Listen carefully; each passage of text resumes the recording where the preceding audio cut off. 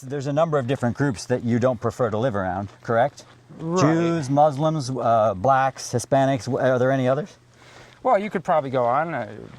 Well, my personal preference is I would prefer not to live around gay people because we want to live around other whites, right? Right. Okay. So Democrats also no good. Identity. Okay. But you didn't really answer my question. Would you let would you let any black or Jews live here under any circumstance? If, let's say, they shared a lot of your viewpoints, they shared your politics, you really like them, they're nice people, would you let them live here? But the answer is no for those things, right?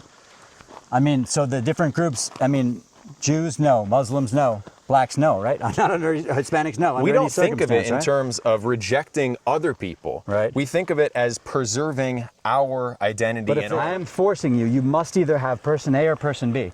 Person A is a white liberal, right? Person B is a black conservative. Who would you rather have in the community if you're forced to have one or the other? Now, I'll ask you the same thing I asked Eric. The media has portrayed it, as you said, a racist community. Do you think that is unfair? Are you not a racist? You don't want to shake my hand?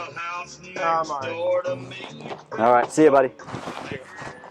All right, folks. So I am heading over to Return to the Land now, the all-white, no gays, no Muslims, etc. community right now.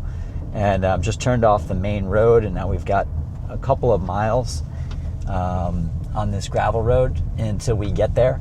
And let's see what happens. There was just a major story that came out on them in the New York Times. A bunch of different media outlets. The Daily Mail has written about them, the New York Times, Sky News. So they're getting a lot of media attention, but this big piece in the New York Times just dropped, and there were like thousands of comments on this baby condemning these people, and there was a lot of personal stuff about their lives in there. The co-founder of the community and his ex-wife, I guess, were involved in some adult film activity. And hey, they're not priests, right? So I don't know. I don't think they did anything illegal, but I guess embarrassing for them that they used to do that, even though this is not a religious community. They divulged some other personal stuff too. One of the co-founders, Peter, I don't know if we're going to meet him or not. He was involved in a stabbing incident, was arrested in Ecuador, but he says it was self-defense. So I'm guessing they're not going to want to talk about those things. And anyways, that's not on my primary agenda anyways, because I kind of really want to find out from these people, like, why did they found this community? Why did they even think this was a good idea or necessary? And so I don't know, with the porn stuff, and I shouldn't laugh about it, but the porn stuff and the Ecuadorian stabbing incident, we might not get into that stuff, folks. They're going to tell me what they're willing to talk about, and if things are off limits, then they're off limits. But anyways, I don't care about that stuff, to be honest with you anyways. But let's see how it goes. We're heading out to Return to the Land right now, and we're almost there, 5 minutes away. Kind of pretty back here, isn't it? Backwoods of Arkansas, that's for sure. Co-founders of the community. So I guess that means you've been here for at least 2 years? Yep. And what drew you here? You came here from Ecuador or from where? Connecticut. Connecticut? Yeah, Okay. I lived in Ecuador before that. But why did you want to come to a community like this? Well, I was heading already this way or that way? Yeah, this way. I was already planning on moving to the Ozarks. It's a nice area of the country. And so I was planning on just coming here and buying some land and setting up a homestead, but I ended up running into these people, so it all worked out. And why did you want to live in an all-white community? Yeah. Well, I think, so there's a lot of things I learned over the years, and one of the things that I learned is the more you try to sort of smash incompatible cultures together, the more problems you have, and it's not fair to either the receiving culture or the culture that you're tossing in there. It's not fair to either. And society just functions a lot better when you respect that, every nation has its own homeland and that kind of thing. Things just work better, crime is lower, that kind of thing. And there's a lot of, not just my personal opinion, but there's been a lot of research into this subject. So I think things just work better overall. Well, is there anything specifically about the different groups who are not allowed to live here, like the Jews, the Muslims, the blacks, the Hispanics? Is there anything about their cultures specifically that you dislike, or? Well, mainly it's just that it's not my culture. So I could point out specific things about certain other cultures that I dislike, and I almost feel like that would be kind of silly. But like, what, for example, you mentioned the Jews, right? So they have that whole like Mitzvah B'Peh thing, which is I don't know how to pronounce it, but when it's like the rabbi does the inappropriate thing with the baby involving the blood and putting his lips on it, and it's really something that people kind of feel disgusted when they hear about it, and that's not our culture, and we don't like that. Okay. And so it's like, what if my neighbor was doing that? You know, it's kind of strange, and that's like when I said that multiculturalism is not fair to the receiving culture or the culture that you're throwing in there. And that's one example of that. It's like, why would you throw a whole bunch of people into an area without really telling them, like, hey, these people aren't really going to like some of your cultural practices? If there was, a family who moved into this neighborhood and one of their kids turned gay or trans or something like that, would you think they should still be allowed to live here, or should they be moved out? That's a good question. We haven't had that happen yet, so I don't know. But you're not sure. Would you feel comfortable living near people like that, or? Near gay people? Yeah. Well, my personal preference is I would prefer not to live around gay people, because gay men have a much higher rate of child abuse than heterosexual men. So it's just as a matter of personal preference. As somebody who has children, it's you have to kind of make a statistical decision, you know. Do you have children? Yeah. How many kids have you got? I don't want to dox my family too much on camera. But you do have kids? Yeah. Yeah. And so your wife lives here as well, too? Yeah. Now, how come so far none of the women of the community have agreed to talk to me? And it feels very weird trying to give an accurate portrayal of the community without a single woman, explaining her story to me or telling me why they moved here or whatever. Are the women just shy, or is anybody willing to meet me? Is your wife willing to meet me? Or? You've seen some of the women talk in other media appearances, and we also have a podcast that has had some appearances from some of the women, and we have an X account for the RTTL women.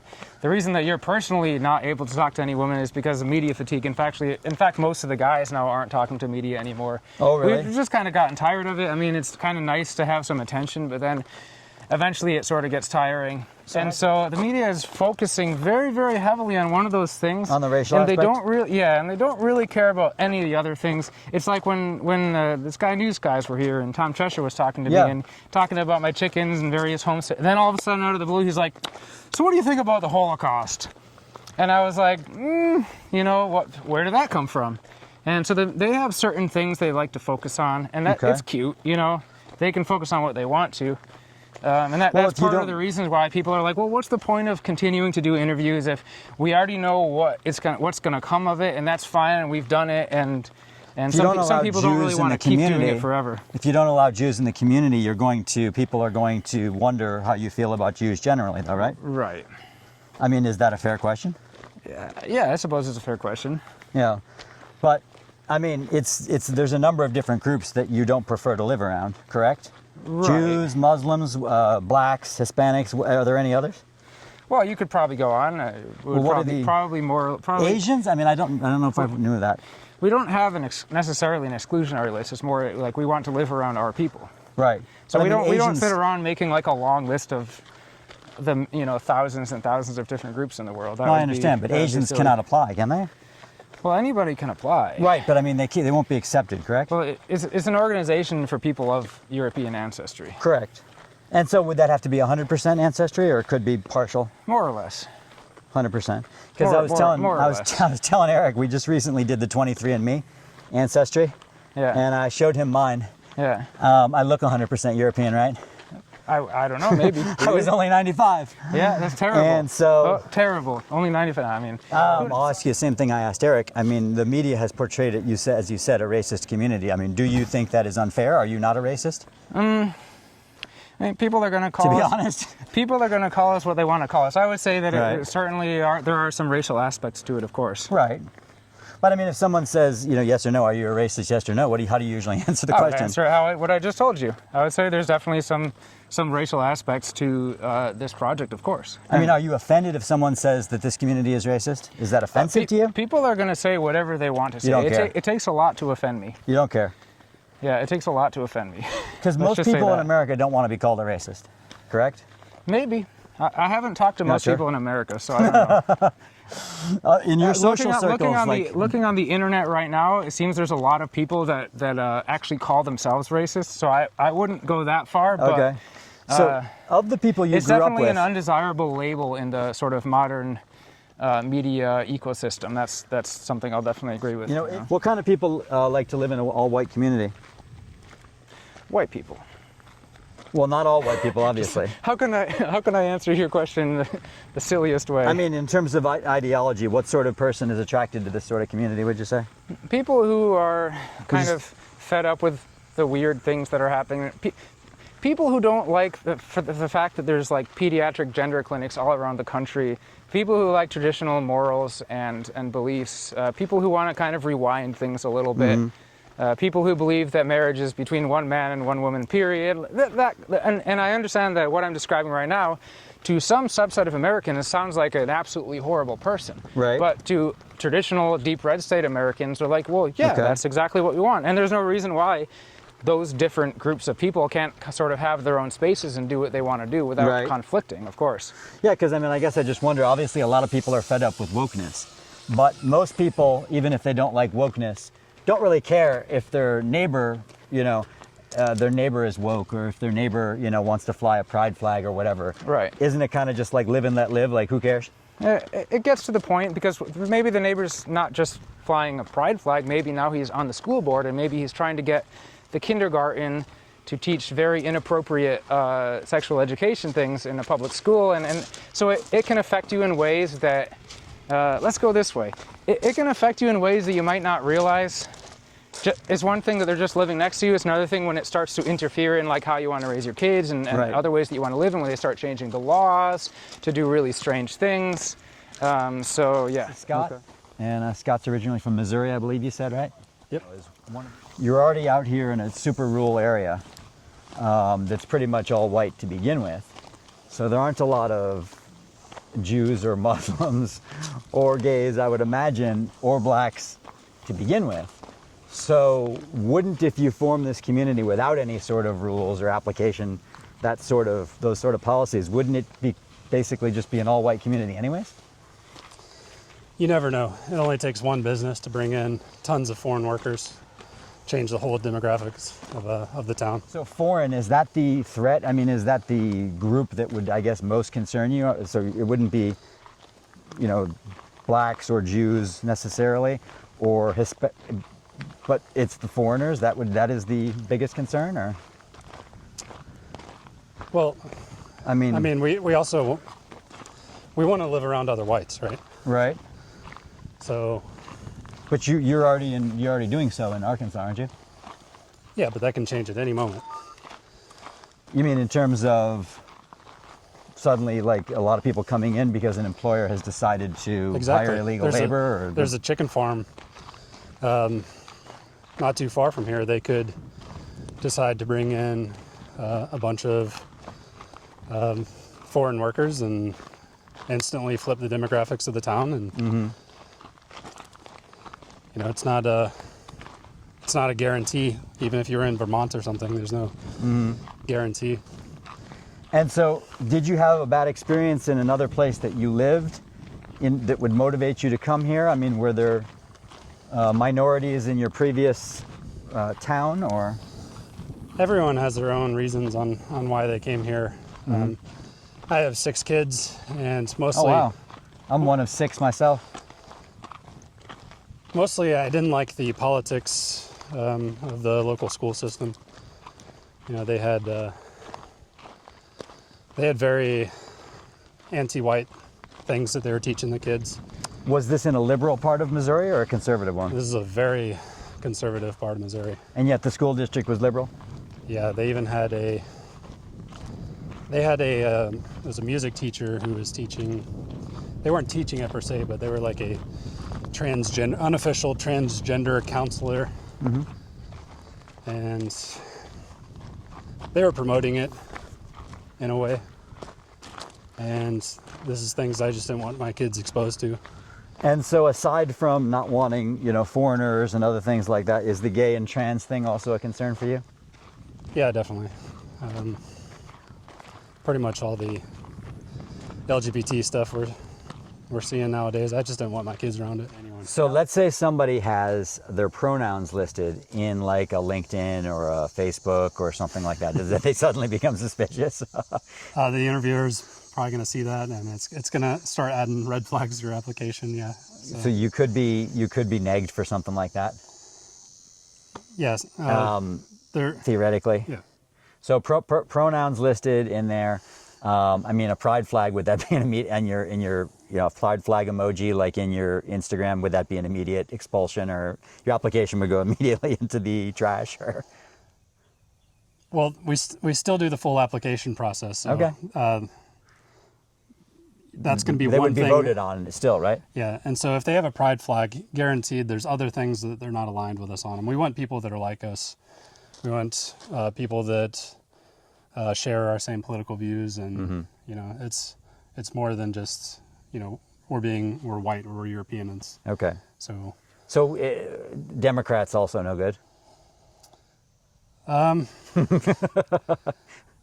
mean, it might just add another red flag. The interviewer. It wouldn't be an immediate. I mean, it's a strike against you, but it wouldn't be an immediate expulsion or immediate rejection of the application. No. So you can still proceed as a Democrat with your application, but you're like, okay, this guy's suspicious. He's admitting he's a Democrat. And then the interviewer would look a little harder into you. Yeah. Wow. And so what are common reasons for rejections? Overwhelmingly criminal record. So criminal record, like what sort of criminals are applying to come in? Pedophiles or serious criminals, or just minor brushes with the law? It's a whole mix. I mean, we got hundreds of people applying, so. Could be drug abuse, anything? Yeah, drugs is a common one. So we're very harsh on crime. So right. That's the big reason. You don't want criminals coming in. Yeah, we kick so them not off all for white that. people are good, right? Yes. So we do our best to vet. You do your best to vet. Now, and Eric is the founder or co-founder of this community? Co-founder. Co-founder of the community, along with Peter, right? And others, yeah. And There also were like others 8 of as us well to too. start Are we with. heading this way or that way? We can go this We're way. heading this way, okay. Yep. And so this was a couple years ago. You guys founded the community, right? Correct. But you didn't start getting media attention until Sky came a couple of months ago, correct? Right. And now all of a sudden you got all kinds of media outlets coming here. Yeah. And Scott tells me that means the applications are also increasing. Yeah, a lot of people are interested. So. And so I think the media is hoping to condemn you guys, but they're actually, the result of all of their reporting has actually been good for your community. Yeah, it seems like it's backfired, and it's been good for us. So, of course, we believe in what we're doing. We don't think it's immoral to have your own community for your own people. Any kind of community we would support. Jewish communities, black communities, communities of left-handed people. I mean, if people want to get together for whatever reason, they should be allowed to do it.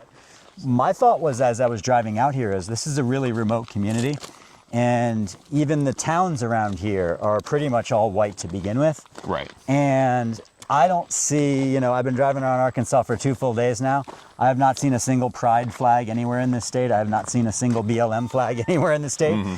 So I guess my thought was, why do you even need to establish any of these rules of this group couldn't come in or that group couldn't come in? They wouldn't come anyways, would they? I mean, no, they probably wouldn't. And if it was just about us who are founding this in our own lifetimes, we wouldn't bother. But it's about our kids, and the country's changing. Mm-hmm. We don't know what our neighborhoods are going to look like. I grew up in Southern California. I saw that area transform over the course of my life. I no longer feel welcome there, even though it's my hometown where I grew up. That's Los Angeles, or what is your hometown? Yeah, south of LA. Okay. Right. And then I lived in New York in a town that was very white, very conservative. And then Amazon opened a distribution center there. And overnight, the demographics changed. Okay. Different people were walking the streets and working in the convenience stores. And same kind of deal. I just didn't feel as comfortable or welcome. So it's sort of precautionary in a way? Is that the right word? Yeah. I mean, overall, America is becoming less white. So unless we have intentional spaces for white Americans, there's no guarantee that that's going to be an option for my kids or grandkids, and they should at least have that option. But I wonder, I really wish I was kicking myself on the way here, because I was thinking, I don't know if you looked me up or looked at my website, but the first book that I wrote was all about Europe, was about travels in Europe. Yep. I'm a travel guy, as I told you, it's really my main focus. And the first book that I wrote, it's called Bed, Breakfast, and Drunken Threats, Dispatches from the Margins of Europe. And it's stories from all over Europe, mostly unusual parts of Europe, not the famous places like Rome, London, Paris, but unusual countries in Europe. And I've traveled to almost every country in Europe except for a few of the really small ones, that like European countries don't have a lot in common. You know, like they speak different languages. Like I was in the Foreign Service. You probably might have saw that on my bio, but up until 2007, I spent 6 years in the Foreign Service. And I was stationed in, for example, like North Macedonia. I was stationed in Hungary. These people can't communicate with each other. They don't have the same language. Like Albania doesn't have anything in common with Moldova. Moldova doesn't have anything in common with Portugal. Like, I guess for me, it's like if this was a cultural thing and it was like, okay, my heritage is mostly Italian. If this was like, okay, I want to form an Italian community because we're going to speak Italian together and we're going to, I don't know, drink Chianti and have gelato and pizzas and pastas, then it's like, okay, it's a cultural thing. But to me, Europe is such a diverse place with so many different languages and cultures. What does one European have in common with another? What does one white person have in common with another? Well, does that question make sense? In America, we can't exactly have cultural communities like that for people of English descent or Italian descent. For people like us, like I'm a mix of Norwegian and German and English. I wasn't raised with any of those cultures. I was raised in a white American context. And there's a difference between white American culture and black American culture. Everyone acknowledges that there is the black community, there is a black American culture, but they try to refuse that same dignity to white Americans. Well, like white American culture, I'm trying to in my mind wrap around what does that even mean? Like I'll tell you, there's somebody in my neighborhood where I live in St. Pete, which it's Florida, but it's more of a liberal city in Florida. I've got somebody who lives on a block behind me, a white family, that has a BLM flag, and they also have one of those signs in the yard that says like immigrants welcome here, blah blah, you know, like one of those kinds of like virtue signaling sort of signs. Yeah. What does somebody like that have in common with you? I mean, they're white, but they don't have anything in common with you, do they? Well, they're obviously not supporting traditional European values or culture. I mean, if you go back, there is a rich heritage of American music, classical music, popular music. I mean, rock and roll, yeah, these genres had the input of black Americans and white Americans, but there is a unique tradition that our people expressed in this continent. We have our own cuisine. We have When you say we have our own cuisine, who are you talking about? Well, Americans, white Americans. We built the country. It was 90% white like 60 years ago. That's the people who built this culture that we all now take for granted. That was our ancestors as white Americans. And it's what we know and feel comfortable with. And a lot of people are coming from other places who don't share that basic background. Does this matter if I'm applying to your community? Well, we make decisions on a case-by-case basis, and similar to how the early United States wanted immigrants who would be easy to assimilate with its overarching culture. Right. So we're looking for people who are easy to assimilate into the kind of white American culture that we're looking to preserve. But what about, you know, similarities, cultural similarities you might have with, say, like black conservatives? Yeah, I mean, I can the work Candace with... Owens of the world. I can work with black conservatives and have conversations about how we can make America better. But part of what made America great was our ability to exist in parallel in different communities with different values. And that's not just across racial lines, that's also across religious lines. But would you let a conservative Jew or a conservative black person live here or no? Well, if they were a conservative Jew, you would No, think when I say they would want to conservative Jew, I don't mean like a conservative in their faith. What I mean is politically conservative. I don't mean like a, you know, Orthodox Jew. I mean, well, like, we're not a political organization. No, I understand, but we're a group trying to preserve our identity. Some people think it's not a legitimate identity. We believe that being a white American is a legitimate ethno-cultural identity, just like being a black American is, or being an Irish person is, or being a Nigerian is. Like, these are our people that we belong to. We want to preserve that people. So if you're not from that people, then it doesn't exactly make sense for you to join an organization that's dedicated to preserving that people and that identity. Okay. But you didn't really answer my question. Would you let would you let any black or Jews live here under any circumstance? If, let's say, they were, you know, they shared a lot of your viewpoints, they shared your politics, you really like them, they're nice people, would you let them live here? The organization is for people of European ancestry. So the answer is no. Well, yeah. I mean, some people think that it's all up to culture. I mean, a lot of Jews have European ancestry. They're about half European on average, Ashkenazi Right, Jews. right.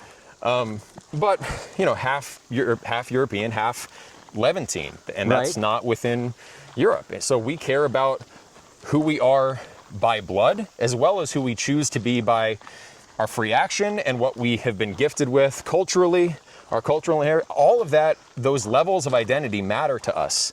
And some people don't care about that ancestral component, where they come from genetically. We do. So, but the answer is no for those things, right?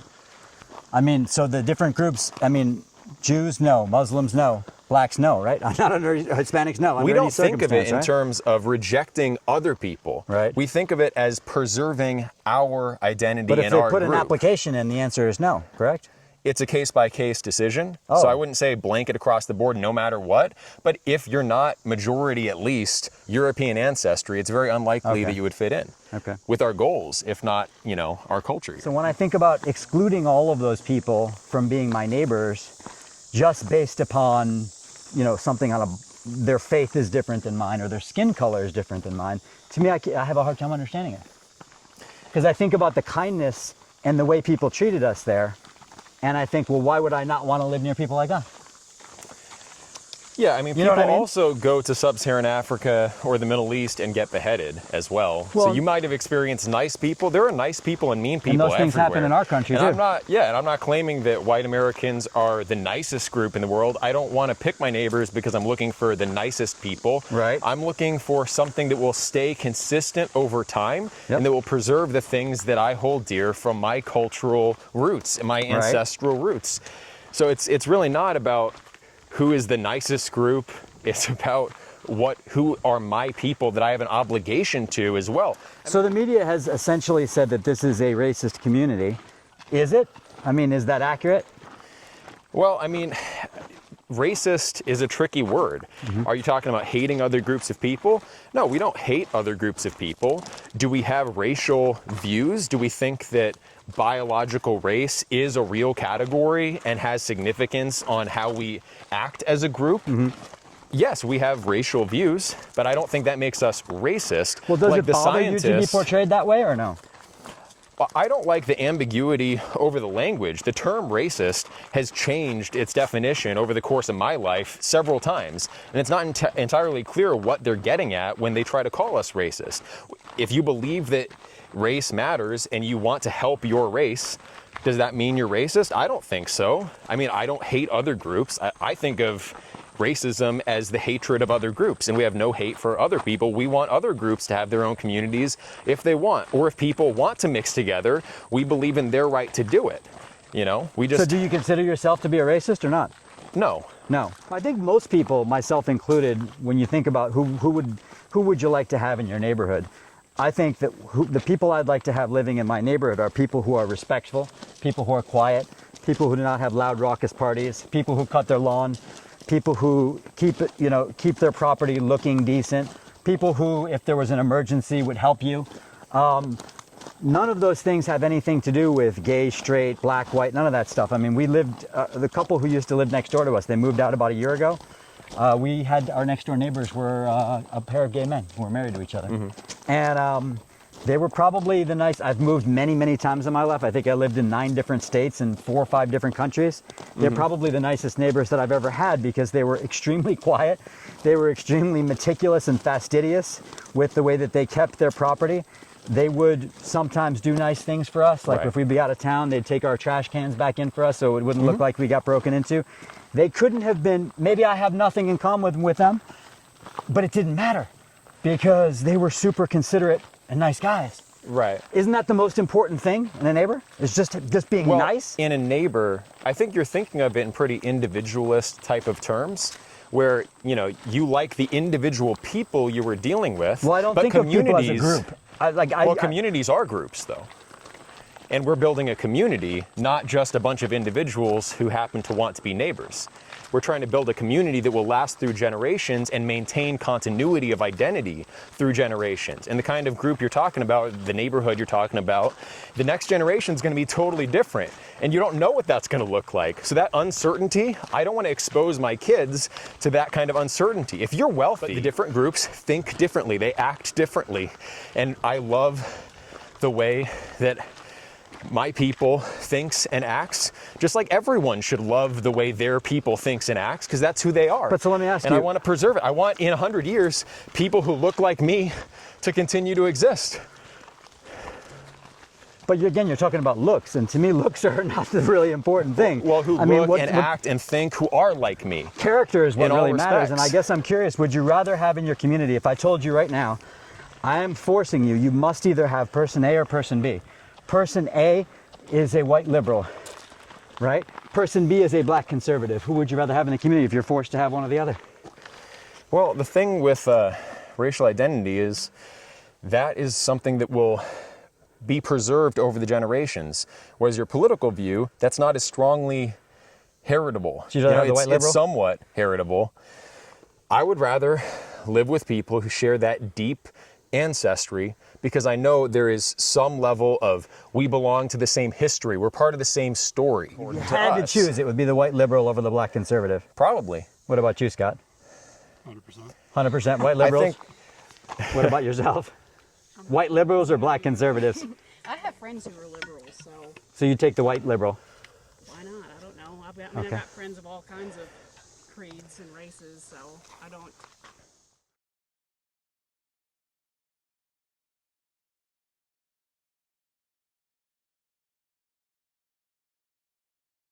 You know, we talked a little bit about the direction this could head in. You know, you said the Attorney General has done some sort of investigation and find something immediately wrong, but the feds could still investigate you guys. You could get tied up in court.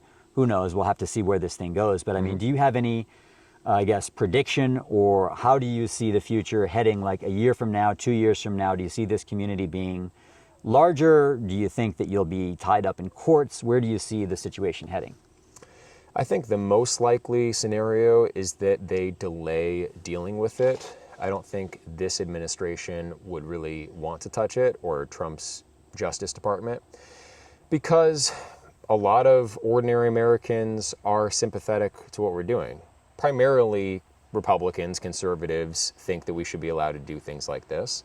But I've talked to black liberals and black nationalists and other people who have no issue with it. I mean, if you look at the comment sections on some of these pieces, people are generally okay, even if they wouldn't want to join, even if they think that we're, you know, morally not great for doing it. Legally speaking, most people think you should have the right to have your own kind of community.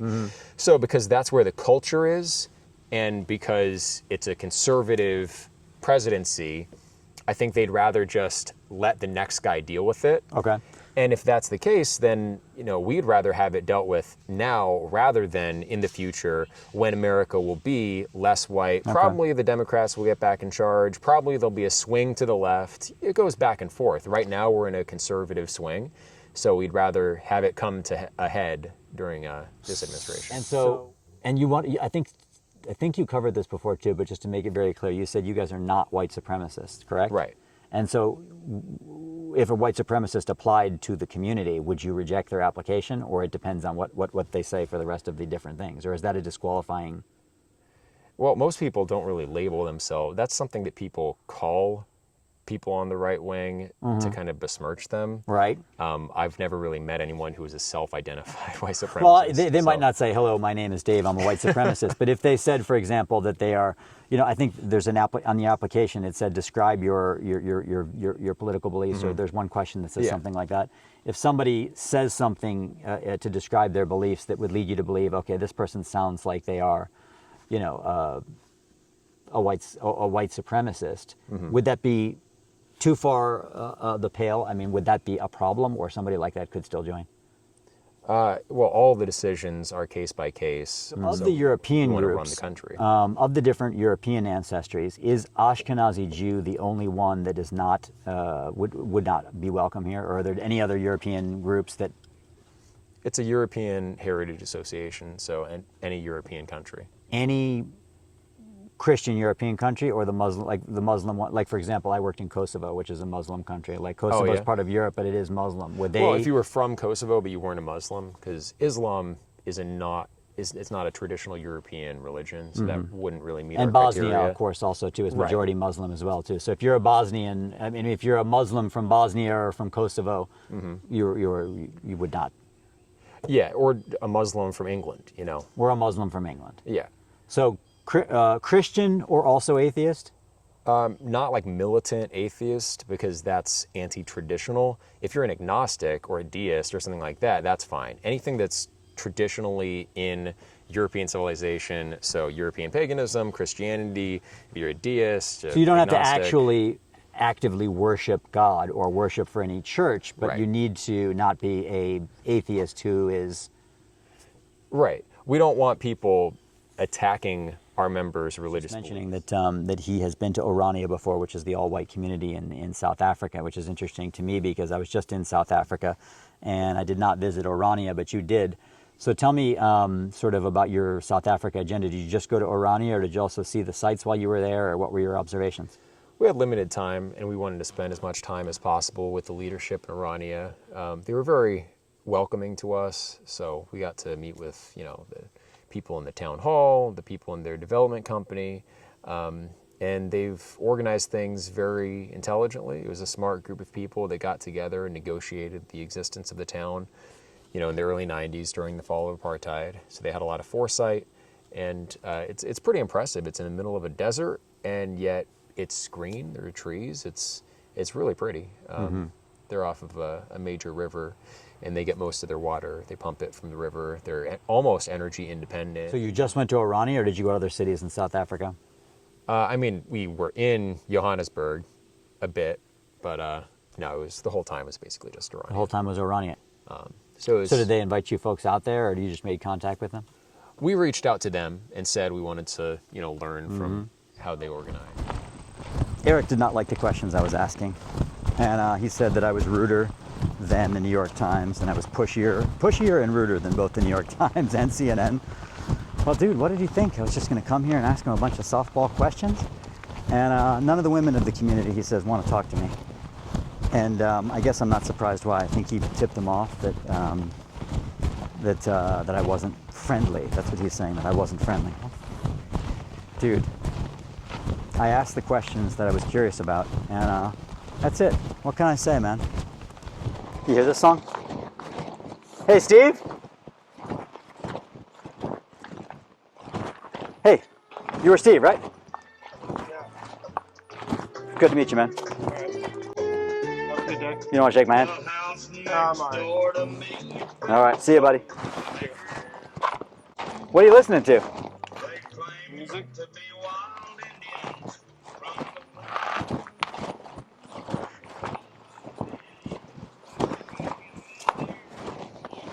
So he's listening to a song where they're repeatedly using the N-word. That dude's from Canada, by the way. Very interesting, that last part there. So Eric must have told the rest of the community that I wasn't to be trusted, because that dude from Canada, he acted friendly when I first arrived. I don't know why, but he acted all friendly. Then I went to say goodbye to him on the way out, and he would not even shake my hand or even look at me. And he was listening to a song. I mean, what the hell kind of song is this? But he's listening to a song where they're repeatedly using the N-word, and it wasn't like a rap song. It was like a country western sort of song where they were using I can't even say that, other than the N-word, they were using other epithets, racial epithets for black people. And it was not rap where it was like black people using it. It wasn't in that sort of context. It was like a super racist kind of song that he was listening to loudly while he was working on his house.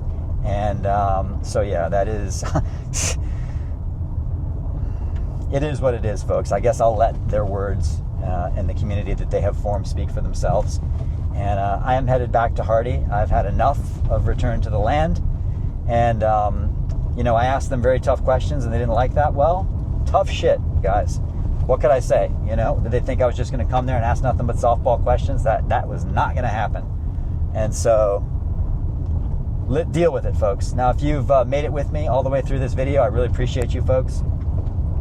you go ahead and leave your comments in the comments section. Feel free to share the video. I really appreciate it if you do share the video. I would love it if you subscribe to the channel. Gonna have a bunch of videos coming up about Arkansas and a lot of other great content, folks, and I really appreciate you supporting my little channel as it grows. Thank you so much. Take care. Peace out.